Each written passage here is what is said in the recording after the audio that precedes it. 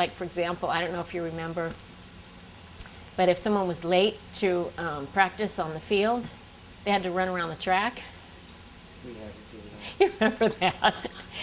And I loved it. The kids were so disciplined that if they were late, my dad didn't even have to tell them. They would just automatically run around.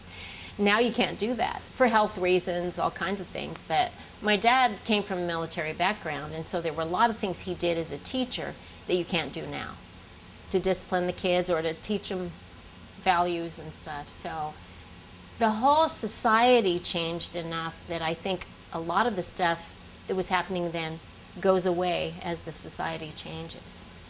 So for the kids, anything that you have to work hard on, if the kids' attention spans are getting shorter, they're not going to. And with it's such an instant society now, very few kids want to work hard on anything. Sorry to say, it's just a whole change of atmosphere. So he was teaching at the right time for his style of teaching. No, that's... I want to end on a good note, so maybe... Okay, yeah.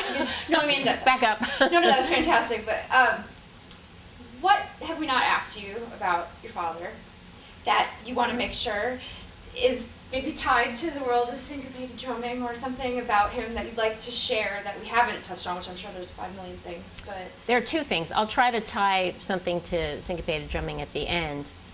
There's one thing that always touched my heart. There was a young man whose father committed suicide. I know this isn't up, but, and he was devastated, obviously. And my dad became like a father to him. He would let this young man come in. My dad always cherished his lunchtime because it's the only time it was quiet.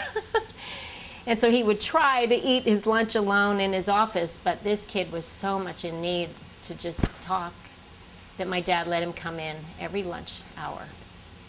And he told my father that, he said, "You saved my life," because he said he wanted to kill himself after his father did because he missed his dad so much. And my dad became like a dad to him. And ironically, when my father was passing away, this guy was one of the last to see my dad. And he was able to thank him for giving him his life, basically. And my dad wrote him a recommendation to become the orchestra and band director at Lakewood High School. Full circle. So it's kind of ironic. The drumming thing, my dad and myself too, we came from Nebraska. My dad grew up in a town of 15 people.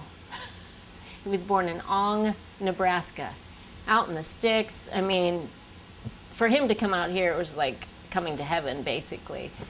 But he always felt like he had something to offer.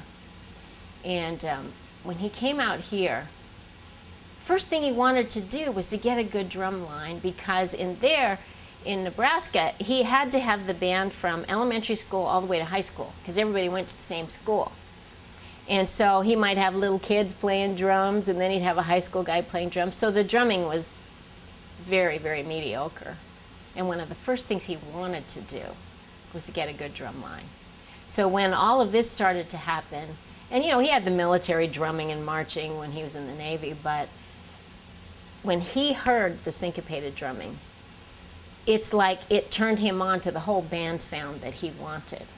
I think it was very key in him wanting that big, huge army sound because it was almost frightening how loud that band was. And you could hear them coming from miles away. So I think syncopated drumming was very significant in him shaping how his band became what they were. So I still love Candy.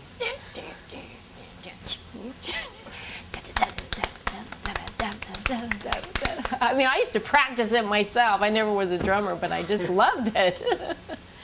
And those kids, they'd have blisters on their hands. They would wear gloves, you know, to try not to have the blisters, but they'd end up with blisters anyway because they practiced so much.